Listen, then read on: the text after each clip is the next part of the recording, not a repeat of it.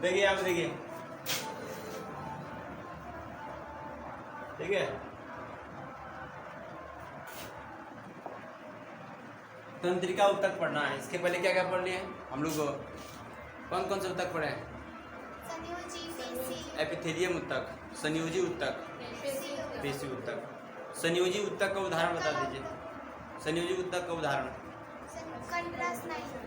जी, अस्थि कंडरा। कंडरा क्या करता है? कंडरा का बताइए। हड्डी को मांस से जोड़ता है। और स्नायु हड्डी को हड्डी से जोड़ता है ना, दो हड्डियों को वही जोड़ने का काम करता है, ठीक है। आते हैं हम लोग किसमें? अच्छा, चिकनी पेशी किसे कहते हैं? पेशी उत्तक को चिकनी पेशी कहते हैं।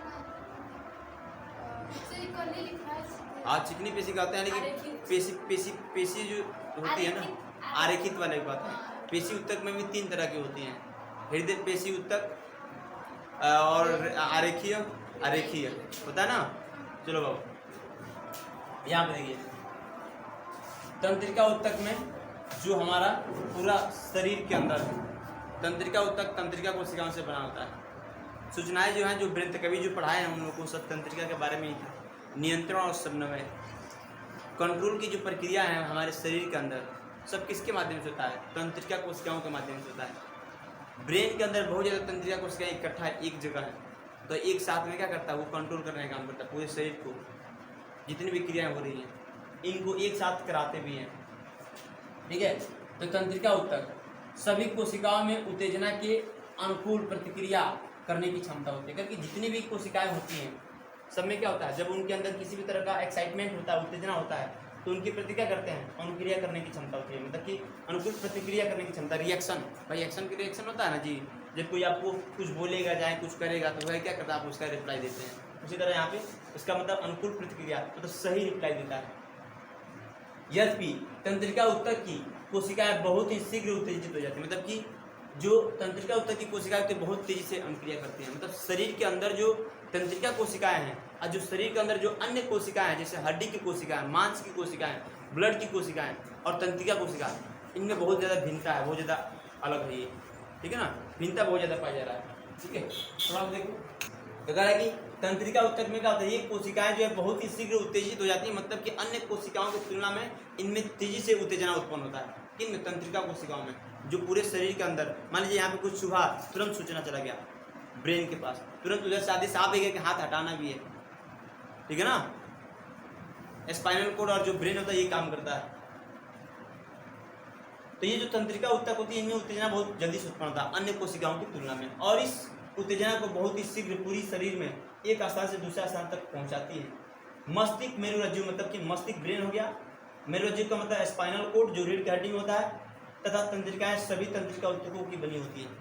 क्योंकि ब्रेन भी किसका बना है? तंत्रिका कोशिकाओं का बना हुआ है, तंत्रिका उत्तकों का बना हुआ है। स्पाइनल कोड किसका बना? तंत्रिका उत्तक का, ठीक है ना। सब जो है आपस में तंत्रिका उत्तक की बनी होती है। तंत्रिका उत्तक की कोशिका है, तंत्रिका उत्तक की कोशिकाओं की तंत्रिका कोशिका या न्यूरॉन कहा जाता है। करके जो तंत्रिका कोशिका, जो तंत्रिका उत्तक की जो कोशिकाएं होती हैं उनको हम तंत्रिका कोशिका कहेंगे या न्यूरॉन कहेंगे। न्यूरॉन में कोशिकाएं केंद्रक तथा कोशिका द्रव्य होती है। करके न्यूरॉन में क्या होते हैं भाई? कोशिकाएं जो है न्यूरॉन में क्या होती है? कोशिका केंद्रक होगा और क्या कोशिका द्रव्य होता है। इससे अगर कि इससे लंबे पतले बाल जैसी एक शाखा निकलती है जिसे हम लोग तंत्रिकाक्ष कहेंगे। क्या बोलेंगे? तंत्रिकाक्ष या इसको हम एक्सॉन बोल सकते हैं। आगे चित्र में यहाँ पे दिखाया गया होगा, आगे देखते हैं, ठीक है ना। तंत्रिकाक्ष देखिए यहाँ पे, या कर लीजिए सिंपल से, देखो अभी किताब पढ़ेंगे तो वही सब मिलेगा, ठीक है ना। क्या ये हो गया आपका न्यूरॉन, ठीक है ना। न्यूरॉन के मुख्यतः 3 भाग होते हैं। कितने भाग? 3 भाग। एक ये वाला हो गया पार्ट, ये पूरा पार्ट जिसको बोलते हैं कोशिकाएं। क्या बोलते हैं? कोशिकाएं। एक ही शब्द में बोल सकते हैं साइटोन। क्या बोल सकते हैं? साइटोन। दूसरा ये सब जो निकला हुआ है धागे की तरह संरचना जाल जैसी, इसको हम दुर्मिका बोलते हैं, इंग्लिश में डेंड्राइट बोलते हैं, या डेंड्रोन भी कई जगह लिखा जाता है। डेंड्राइट, डेंड्रोन ये भी लिख सकते हैं। दूसरा भाग हो गया। आई वो तीसरा भाग है, क्या है? तंत्रिकाक्ष, एक्सॉन बोलते हैं, ठीक है।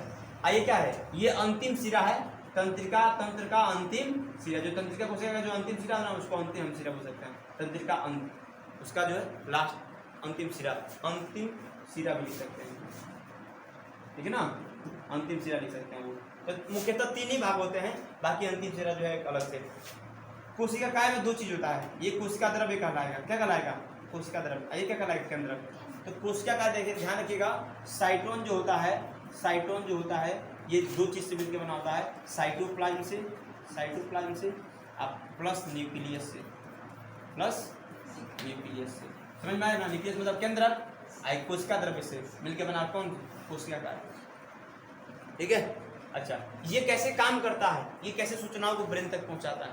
तो ऐसे ऐसे जो है तंत्रिकाएं हमारे पूरे शरीर में फैली हुई हैं, ठीक है। ये जो दुर्मिका होता है ना, ध्यान से देखिए, ये जो दुर्मिका होता है, ये दुर्मिका क्या करता है, ये हमारे ग्राही अंगों तक होते हैं। क्या करते हैं, ये सूचनाओं को इधर से लेकर के भाई पहले यहाँ पे पहुँचाएंगे कोशिका में, फिर से क्या करेंगे, तंत्रिका के माध्यम से, इसके माध्यम से भाई यहाँ पे लाएंगे, और यहाँ से क्या होगा, अगली कोशिका को दे देंगे, अगली मतलब न्यूरॉन को दे देंगे। इसी तरह अगला न्यूरॉन होगा, ठीक है ना, उसको दे देंगे, फिर उसके बाद अगले को दे देंगे। ऐसे क्या होगा भाई, सूचनाओं का प्रवाह होगा। ये न्यूरॉन जो है हमारे शरीर में, ध्यान रखिएगा, ये जो न्यूरॉन है ना हमारे शरीर में 3 तरह के होंगे। कितने तरह के, 3 तरह के। एक होता है सेंसरी न्यूरॉन, एक होता है मोटर न्यूरॉन, एक होता है इंटर न्यूरॉन, समझ रहे ना, इंटर न्यूरॉन। 3 तरह के न्यूरॉन होंगे हमारे शरीर के अंदर। कौन कौन, सेंसरी न्यूरॉन बोल सकते हैं इसको, ये यहाँ पे, इसको मोटर न्यूरॉन बोल सकते हैं, समझ गए। सेंसरी न्यूरॉन क्या करता है, सेंसरी न्यूरॉन क्या करता है, सूचनाओं को ब्रेन तक पहुंचाएगा, स्पाइनल कोड तक पहुंचाएगा। अंगों से सूचनाओं कहाँ पहुंचाएगा, ब्रेन तक। जो सूचना को लेकर जाएगा ब्रेन तक या स्पाइनल कोड तक, वो उसे कौन सा न्यूरॉन बोलेंगे, उसे बोलेंगे सेंसरी। अच्छा, जब सूचना ब्रेन तक जाएगा तो ब्रेन के अंदर कौन सी है, ब्रेन के अंदर जो कोशिकाएं हैं वो है इंटर न्यूरॉन है।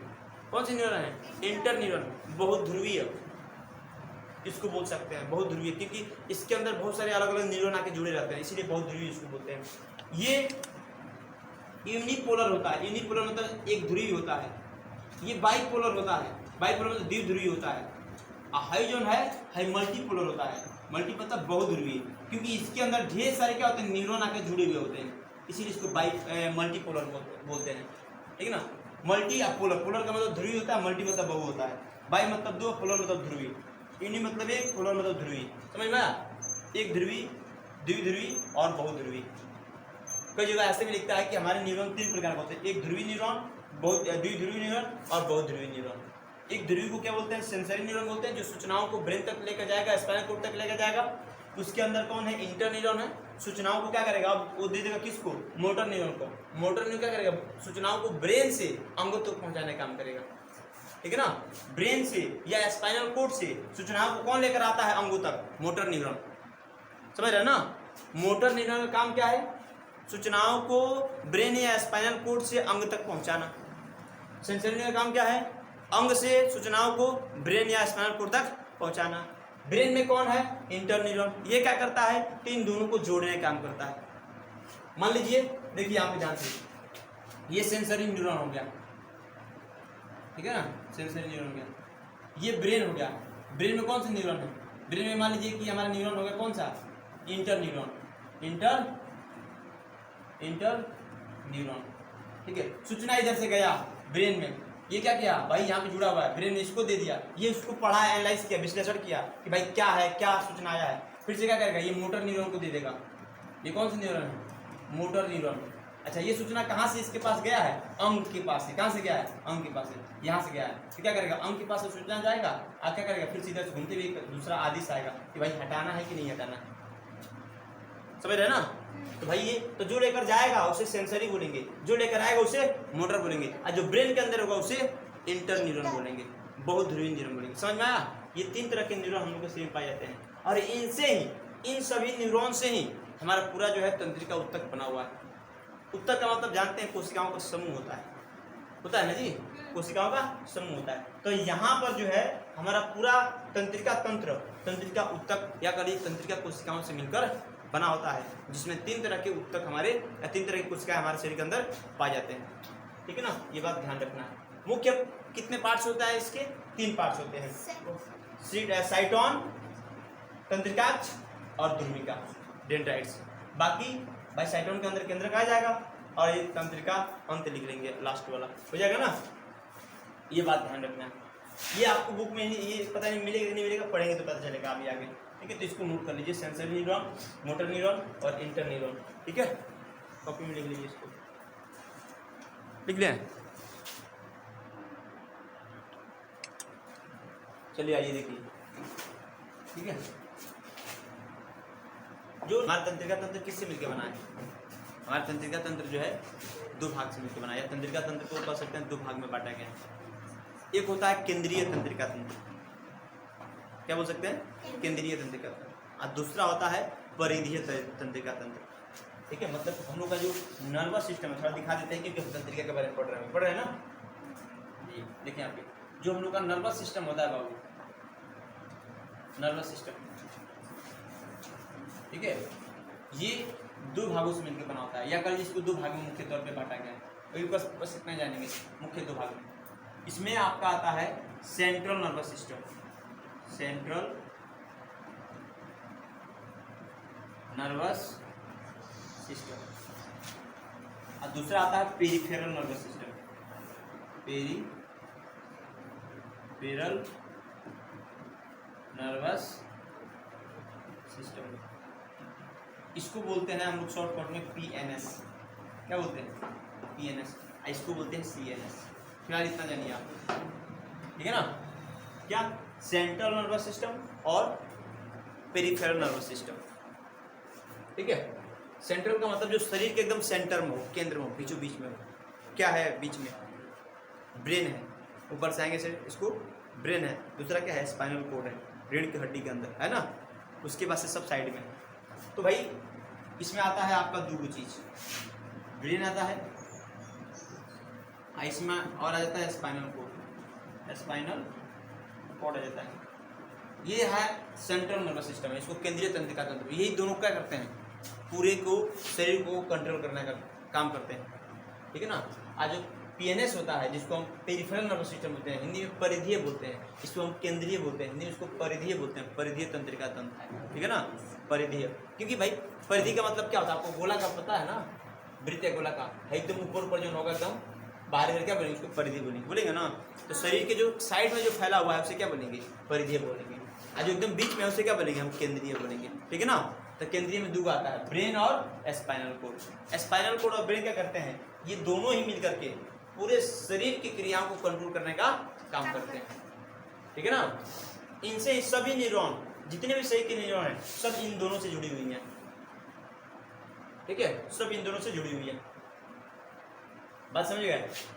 इसको हम लोग आगे और भी प्रकार हैं, लेकिन फिलहाल इतना देखेंगे अभी आप लोग। हो गया, आगे बढ़े, क्योंकि यहाँ पे बस तंत्रिका के बारे में। अच्छा, जो ये जो देखो यहाँ पे क्या लिख रहा है न्यूरॉन तंत्रिका ऊतक की इकाई होता है। मतलब कि सबसे छोटा क्या होता है? तंत्रिका तंत्र की बात करें, तंत्रिका, उसमें न्यूरॉन होता है। न्यूरॉन बोल सकते हैं कि वह तंत्रिका तंत्र का वह एक संरचनात्मक और क्रियात्मक इकाई होता है, ऐसे भी कर सकते हैं।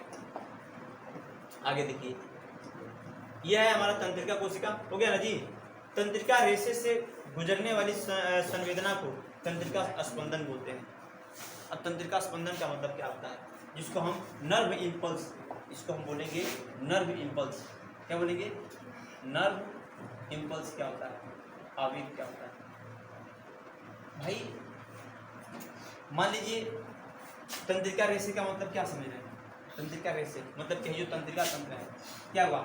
जब यहाँ पे कुछ चुभेगा हाथ में, सूचना यहाँ पे भाई उत्पन्न होगा ना, इसके अंदर एक संवेदना उत्पन्न होगी, एक संवेदना उत्पन्न होगी। वह संवेदना क्या होगी? वह गति करते हुए भाई तंत्रिका के माध्यम से जाएगी। तो जो संवेदना जा रही है ना, संवेदना, उसी संवेदना को ही हम क्या बोलेंगे? उसी संवेदना को हम बोलेंगे स्पंदन, या उसको हम इंग्लिश में बोल सकते हैं नर्व इम्पल्स बोल सकते हैं।